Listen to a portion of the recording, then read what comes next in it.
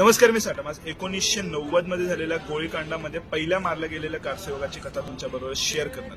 त्यावेळेचे विद्यार्थी आणि आत्ताचे पत्रकार सुंदर सदन कॉलनीमध्ये राहणारे सुशील कुमार पांडे यांच्या हवाल्याने मी ही स्टोरी तुमच्याबरोबर शेअर करतो. 45 वर्षाचे वासुदेव गुप्ता हेच पहिले कारसेवक आहेत जे ह्या गोळीकांडामध्ये मारले गेले होते. ते त्यावेळेला आत्ताच्या लता मंगेशकर चौकमध्ये आणि त्यावेळेच्या नया घाट चौरायाच्या इथे ट्विंकल मिष्टान भंडार नावाचं दुकान चालवायचं.